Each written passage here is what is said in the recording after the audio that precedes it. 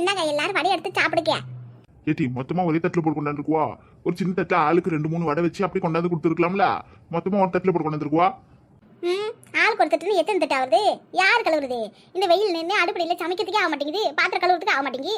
இதுல 10 தட்டு வந்து கழுவு போடுவாங்களோ? ஆளுக்கு ஒரு 2 வடையை நீங்களே கையில் எடுத்து சாப்பிடுங்க. தட்டெல்லாம் வச்சு கொடுக்க முடியாது பாத்துங்க. பாத்திரம் கழுவுறது எங்களுக்கு தானே தெரியும் கஷ்டம். சும்மா உட்காந்து பார்த்துட்டு கிடக்க உங்களுக்கு எப்படி தெரியும் கஷ்டம்?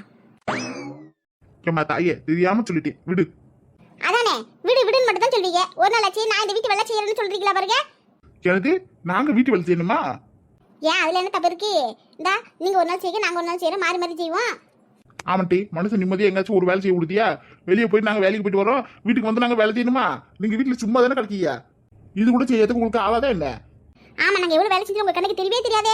காலையில எந்திரிச்சு இருந்து ராத்திரி வரைக்கும் கட்டண படுவோம் கசங்காம சோபாவில கால் நீட்டிக்கிட்டு டிவி பார்த்துட்டு சீரியல் பார்த்துட்டு சிரிச்சிட்டு கிடக்கும் பாருங்க.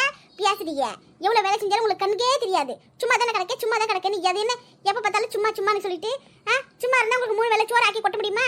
பாத்திரத்தை கழுவ முடியுமா? துணியெல்லாம் அலசி காயப்பட முடியுமா? வீட்டை சுத்தமா வச்சிருக்க முடியுமா? ஒரு பொம்பளை மட்டும் இல்லைன்னா வீடா இருக்காது, சுடுகாடாவே இருக்கும். ஒரு நாள் வீட்டை விட்டு எங்கன்னா ஊருக்கு போயிட்டு வந்தா பாரு, வீட்டை பெருக்கிறது இல்லை, கூட்டுறது இல்லை, பாத்திரம்லாம் அப்படி குவிச்சு கிடக்கிறது, சோறு பக்கம்லாம் இறச்சி கிடக்க வேண்டியது. ஐயோ தெரியாம சொல்லிட்டு எம்மா தாயே இதுக்கு நீ இந்த வடையை செய்யாமலே இருந்திருக்கலாமே. நாங்களா உனக்கு ஈவினிங் ஸ்நாக்ஸ் செஞ்சு கொடுன்னு சொன்னோம். இந்த வீட்டில் எல்லாரும் இருக்கீங்க, நானே செஞ்சு தரேன் இருக்குன்னு சொல்லிட்டு போய் செஞ்சு வந்து இவ்வளவு பேச்சு பேசுறேன். நீங்க பேசுறதை நான் பேசுறேன். பொண்ணுங்களோட ஈகோவை நீங்க டச் பண்றீங்க. அது என்ன எப்ப பார்த்தாலும் சும்மா இருக்கேன் சும்மா இருக்கேன்னு இன்னொரு வார்த்தை இந்த வார்த்தை சொல்லாதீங்க. நீங்க வெளியே வேலை செஞ்சு கஷ்டப்படுறீங்கன்னா நாங்க வீட்டுக்குள்ளே இருந்து வேலை செஞ்சு கஷ்டப்பட்டு கிடக்கும். அவ்வளவுதான் வித்தியாசம். மற்றபடி எந்த வித்தியாசமும் கிடையாது. சும்மா கிடக்கலாம் சும்மா. அம்மா விடுங்கம்மா. ஏதாவது ஒரு வேலை செஞ்சா கொஞ்சமாவது பாராட்டணும். நல்லாவே இல்லைனாலும் நல்லா இருக்கு, சமையல் சூப்பரா இருக்கு, ஆஹா ஓஹோன்னு இருக்குன்னு சொல்லணும். அப்பதான் அடுத்த முறை எங்களுக்கும் நல்லா சமைக்கிறதுக்கு இன்ட்ரெஸ்ட் வரும். ஆனா எதுவும் சொல்றது கிடையாது நல்லா இருக்கா இல்லையான்னு. ஆனா 4 பேரை கொட்டிக்கிறதுக்கு மட்டும் தெரியும். அடே எங்க அப்பா இப்ப என்ன சொல்லிப்படி பட்டாசு மாதிரி இப்படி பொடி பொடின்னு பிடிக்கிறாளே. மாமா வடையை சாப்பிடுங்க, சூடு ஆறி போகுது. மாச்சமா இருக்கிற வாய் கச்சப்பா இருக்கும்ல, நீ எடுத்து சாப்பிடுமா. அத்தை போதும் அத்தை, நீங்க கொஞ்சம் சத்தமா பேசணும்னா மாமா எப்படி பயந்துட்டாருன்னு பாருங்க. எனக்கு போதுமா? அப்ப இது சும்மா நடிப்பா?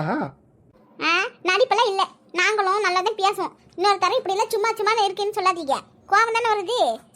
சரிடி அம்மா இனிமேட்டு நான் எதுவும் பேச மாட்டேன் போதுமா? விடு உட்காந்து சாப்பிடு. யாருன்னு தெரியலையே, நான் போய் பாக்குறேன்.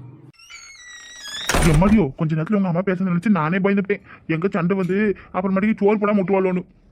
ஏப்பா அந்த அளவுக்கு பயமா அம்மா மேல? பின்ன இந்த பொம்பளைக்கு சண்டை போட்டாங்கன்னா அவங்களை சமாதானப்படுத்துறது சாதாரண விஷயம் கிடையாது. பத்துக்க இந்த 1 வாரம் 10 நாள் 1 மாசம் ஏன் 1 வருஷம் என்ன கூட அந்த விஷயத்தை மறக்கவே மாட்டாங்க. அப்படியே மனசுல வச்சுட்டு கிடப்பாங்க. Correct correct. என்னது ஏன் சொன்னீங்க? சும்மா மாதிரி கொள்ளுது உன்னை இல்ல பொதுவா சொன்னேன். அடடே வாங்க சம்மந்தியம்மா, வாங்க தம்பி, வாங்க வாங்க உள்ள வந்து உட்காருங்க. அத்தை மாமா வாங்க. வாங்கம்மா வாங்க அண்ணே. வாங்க சம்மந்தி. வாப்பா தம்பி. எப்படி இருக்கு தம்பி? வேலை எப்படி போகுது? நல்லா இருக்கும் அங்கிள். நீங்க பேசிட்டே இருக்க, நான் உங்களுக்கு குடிக்க டீ கொண்டாடுறேன். என்ன கண்ணு மறி குழந்தை ஆஸ்பத்திரியில போனியா? செக்அப்லாம் போனியா? என்ன சொன்னாங்க டாக்டர்? உடம்பு எப்படி இருக்கு? முனைய மாதிரி வாந்தி மயக்கம் அந்த மாதிரி ஏதாச்சும் இருக்கா? அதெல்லாம் எதுவும் இல்லத்த, ஆஸ்பத்திரி போயிட்டு தான் வந்தேன். நல்லா இருக்கு, எந்த பிரச்சனையும் சொல்லியிருக்காங்க. சரி சரி சுமதி தம்பி இந்தாங்க வடையை எடுத்து கொடுங்க. நீ எடுத்துக்கிட்ட வடை குமாரே. இல்லம்மா எனக்கு வேண்டாம். அட சும்மா எடுத்துக்க தம்பி. இல்லை என்ன பொருள் நான் அதிகமாக சேர்த்துக்கிறது இல்லை. இப்போலாம் கொஞ்சம் எல்லாத்தையும் குறைச்சிக்கிட்டேன். அதனால எனக்கு வேண்டாம். தலை வலிக்கிற மாதிரி இருக்கு, டீ மட்டும் குடிச்சிக்கிறேன். நீங்கள் எல்லாம் சாப்பிடுங்க. சரிதே இப்பெல்லாம் வயசு பிள்ளைகளே இது சாப்பிடக்கூடாது அதை சாப்பிடக்கூடாதுன்னு ஒதுக்கி வச்சிருந்தீங்க. பரவாயில்லை, வயசான காலத்தில் நமக்குதே வாயை கட்டுப்படுத்த முடியல. இதாவது ஒன்று சாப்பிடும் போல வாய் நம்மளும் கற்றுக்குது. ஆமா இதுக்கு மேலே என்னத்தை வாய் எடுக்கிறது? இருக்கிறதை சாப்பிட்டுட்டு நல்லபடியாக இருந்துட்டு போக வேண்டியதியா? சமந்தியம்மா தம்பி இந்தாங்க டீ எடுத்துக்கோங்க. என்ன சமந்தியம்மா திடீர்னு புறப்பட்டு வந்திருக்கீங்க? ஏதாவது முக்கியமான விஷயமா? என்னங்க நீங்க மதி குழந்தை பார்க்கணும் வந்திருப்பாங்க. அவங்க பிள்ளைய பார்க்க வரது கூட போன் போட்டு தகவல் சொல்லணுமா என்ன? சும்மா இருங்க, கேள்வி மேலே கேள்வி கேட்டுட்டு. ஐயோ சமந்தியம்மா, சமந்தையே சொன்னது சரியான விஷயங்க. ஒரு முக்கியமான விஷயம் பேசணும், ஃபோனில் சொன்னால் நல்லா இருக்காது. ஒரு வார்த்தை நேரில் பார்த்து சொல்லி வந்தேன். அப்படியே மடி குழந்தை கையோட பார்த்த மாதிரி இருக்கும்ல, அதை உடனே கிளம்பி வந்துட்டேன். அது வேற இல்லை சமந்தி, என் மருமா பச்சைக்கிளிக்கு இந்த வாரம் வெள்ளிக்கிழமை போல சீமந்த பல்லாண்டு இருக்கும். சிம்பிளா நம்ம வீட்டு ஆளுக்கும் அக்கம் பக்கத்து ஆளுங்க நமக்கு தெரிஞ்ச முக்கியமான வருவா அம்பிட்டுறியா. பெருசா யாரையும் கூப்பிடல. அப்படியே ரொம்ப சந்தோஷமான விஷயம் வச்சியே. என் மட்டும் மறி குழந்தை உனக்கு வந்து டிராவல் பண்ணி வர்றது உனக்கு சரியா இருக்கும் தானே? அதெல்லாம் என்ன பிரச்சனை இல்லை அத்தை, நான் கண்டிப்பா வரும்ல, நீங்க கவலைப்படாதீங்க. ரொம்ப சந்தோஷமா. இன்னும் 1 மாசத்துல 1.5 மாசத்துல அப்போ உங்க வீட்டுல ஒரு குட்டி பாப்பா வந்துட போகுது. பேரனா பேத்தியே பிறந்திருக்க போறான். ஆமாம்மா இம்பட்டுனால ஏதோ ஒரு நானும் இருந்துச்சு. இப்போ என்னதான் இருந்தாலும் குழந்தைங்க திருப்பி தத்த தானே வீடு நிறைஞ்ச மாதிரி இருக்கும். கூடி சீக்கிரம் எங்கள் வீட்லேயும் குழந்தை அழுகு சத்து கேட்க போகுது. ஃபங்க்ஷன் எங்க வச்சிருக்கீங்க? மண்டபத்துல பாத்துருக்கீங்களா இல்ல வீட்டுக்கு பிடிச்சிருக்கீங்களா? மண்டபத்தை அமுத்தி பண்ணலாம் தானே எங்களுக்கு ஒரு எண்ணம் இருந்துச்சு. அதுக்கப்புறமாட்டிக்கு பெருசாக வந்து வேண்டாம், சிம்பிளாக நம்ம வீட்டுக்கு பண்ணிக்கிடுவோம், நம்ம வீட்டு ஆளுக்கு வரைக்கும் போதும்னு சொல்லிட்டு முடிவு பண்ணுச்சு. இன்னும் எவ்வளோ விசேஷம் கிடக்குல்ல. இன்னும் வந்து குழந்தை பிறக்கும் போதுல வந்து காசுலாம் தேவைப்படும். இப்போ நான் கண்ட மணிக்கு செலவு பண்ணுறதுக்கு சரியாக வராதுல்ல.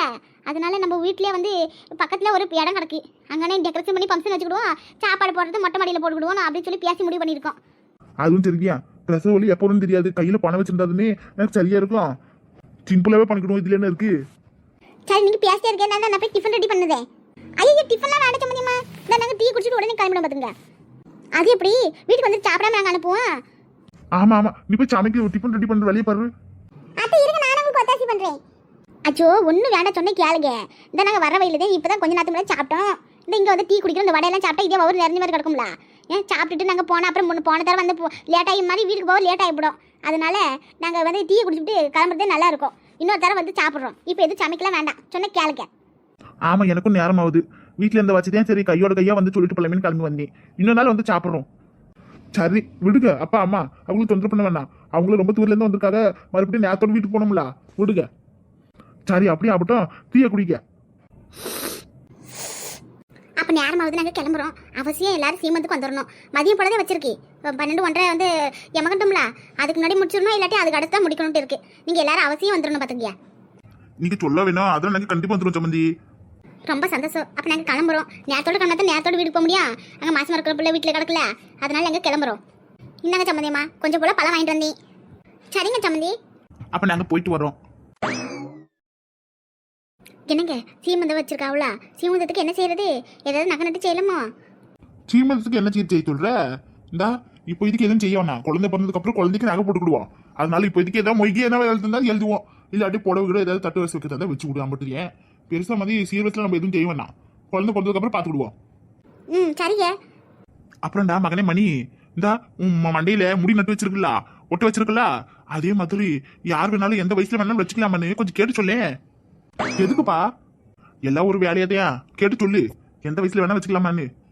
அதெல்லாம் யார் வேணா வச்சுக்கலாம்ப்பா, எதுவும் ஆகாதுல்ல. அப்படியா? என்ன அப்படியா? இப்போ எதுக்கு நீங்க கேக்குறீங்க? வேற இருக்கு எனக்கு தான். எப்பா உங்களுக்கு என்ன சொல்றியா? ஆமாண்டா, எனக்கு தான். என்ன பண்றது? இந்தா ஒரு குறிப்பிட்ட வயசு வரைக்கும் முடி இருந்துச்சு. அதுக்கப்புறம் என்ன பண்ணணும், முடி பூரா வலிக்கிட்டு போயிடுச்சு. பல பாலிசி போட்ட மாதிரிலாம் இருக்கு என் மண்டே. நானும் வாங்கி தேய்க்காத எண்ணெயில போட்டு குளிக்காத ஷாம்பு இல்லை பார்த்துக்க, 1 இன்ச்சு முடி கூட வளரல. பூரா இப்படி கிடக்கு. எனக்கு தான் இப்படி கிடக்குன்னு பார்த்தா உனக்கும் அப்படிதான் கிடக்கு. ஆனா கடைசியில நீ தான் ஏதோ போயிட்டு கல்யாணத்துக்கு முடியை வந்து ஒட்ட வச்சுட்டு வந்துட்டே. இப்ப பாக்கிறதுக்கு ஒரிஜினல் முடி மாதிரி நல்லா இருக்குல்ல. ஆனா எனக்கு இப்படி இருக்கிறதுக்கு வந்து கூச்சமா இருக்கு, சங்கடமா இருக்கு. இவ்வளவு நல்லா வீட்டுக்குள்ளே இருந்துட்டு எதுவும் தெரியல. இப்ப விசேஷம் வீட்டுக்குள்ள போனா என் மண்டையை பத்தி யாராச்சும் கிண்டல் பண்ணுவாள்ல. உனிய மாதிரி நானும் முடி ஒட்ட வச்சுக்கிட்டா அப்புறமே எனக்கும் வந்து சங்கடம் இருக்காதுல்ல. இன்னமா மணி உனக்கு புரியல? வழுக்கு தலையா அந்த மனுஷனுக்கு வாழ்க்கை போயிடுச்சா. அதனால இந்த உன்னைய மாதிரி முடி வாங்கி ஒட்ட வச்சுக்கிட்டா வரப்போற பொண்ணுங்களை சைட் அடிக்கலாம்ல, அந்த திமிரு. எப்போ விட்டுட்டாம அவனை வாழ்க்கையில இதுல சகஜம் இல்ல. வழுக்கு தலையோட வெளியே எங்கேயாச்சும் போறதுக்காவதா, அதனாலதான் வீட்டுக்குள்ள அடைஞ்சு கிடந்தேன். இந்த இப்ப ஒரு தூரம் வந்து விசேஷ வீட்டுக்கு சொல்லிட்டு போறாங்க, நம்ம போடலாம் நல்லா இருக்காதுல்ல.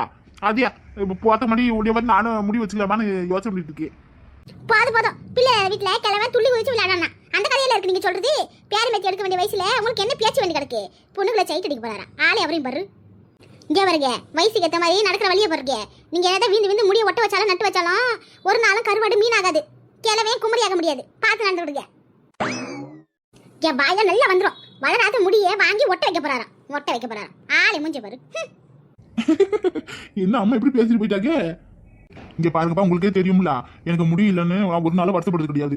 ஆனா என்ன, எனக்கு முடியலன்னு எந்த பொண்ணு என்னைய கல்யாணம் பண்ணிக்க மாட்டேன்னு சொல்லிடுச்சு. கடைசியா மாதிரி குழந்தை கல்யாணம் பண்ணி நினைக்கும் போது அவளுக்கும் மனசுல கஷ்டமா இருந்துச்சு. அவளுக்கு ஒசரமாத்தான் நான் அடையாளத்தையும் மாத்திக்கணும்னு நினைச்சு முடிய வந்து தாப்பா முடிய வாங்கி போட்டுக்கிட்டேன். ஆரம்பத்துல எனக்கு பிடிக்காம இருந்தாலும் அதுக்கப்புறமா கொஞ்சம் கொஞ்சமா பழக்க ஆரம்பிச்சிட்டேன். என்னதான் இருந்தாலும் நான் வயசு பையன், நீங்க அப்படியா? வயசு முடிச்சு போச்சு. இதுக்கு மேல நீங்க எப்படி வந்தா என்ன? நீங்க இப்படியே இருந்ததப்பா அழகு. போடா. ஆமா மாமா, நீங்க இப்படி இருந்ததே நல்லா இருப்பீங்க பாருங்க. உங்களுக்கு முடி வச்சா நல்லாவே இருக்காது. அப்படியா? சரி, நீங்க இவ்வளவு தூரம் சொல்றதுனால நானும் கொஞ்சம் சமாதானம் ஆகிறேன். போதுமா? சரி சாப்பிடுங்க, நான் ரூமுக்கு போறேன். நீங்க சாப்பிடுங்கப்பா. எனக்கு சாப்பிடுறதுக்கு போதும்டா, நீங்க சாப்பிடுங்க. நான் போய் உங்க அம்மாவை சமாதானப்படுத்துறேன். என்னமோ இந்த வயசுல அவளுக்கு நான் தக்காளத்தியை கொண்டு வந்துடணும்னு சண்டை போட்டு போறா. பாத்துக்க, எத்தனை வயசு வந்தாலும் அவளை தவிர என் வாழ்க்கையில வேற யாரும் கிடையாது. நான் போய் அவளுக்கு சமாதானப்படுத்துறேன். இல்லாட்டி குளவரியில என் குளவரியை குடிச்சு கடிச்சு போவா. பேரம் பேத்தி எடுக்கிற வயசு ஆகி போச்சு, இன்னமும் சின்ன குழந்தை மாதிரி 2 பேரும் பேசிக்கிறாங்க, சண்டை போடுறாங்க இல்லையாங்க? ஆமாமா, எங்க அப்பா எப்பவுமே அப்படிதான். எங்க அம்மா சும்மாவே இருக்க மாட்டாரு, ஏதாவது சண்டை பத்திட்டே கிடப்பாரு. கேட்டா போர் அடிக்குது, அதனாலதான் நான் பொண்டாட்டிக்கிட்ட வம்புக்கு போறேன்னு சொல்லுவாரு. இது கூட ஒரு விதமான ரசம்னு சொல்லுவாரு. ஒவ்வொருத்தருக்கும் ஒவ்வொரு சந்தோஷம் இருக்கும். அந்த மாதிரி எங்க அப்பா கிட்ட எங்க அம்மாட்ட சண்டை போடுறதோ திட்டு வாங்குறதோ அவருக்கு ஒரு சந்தோஷம். சரிதான்.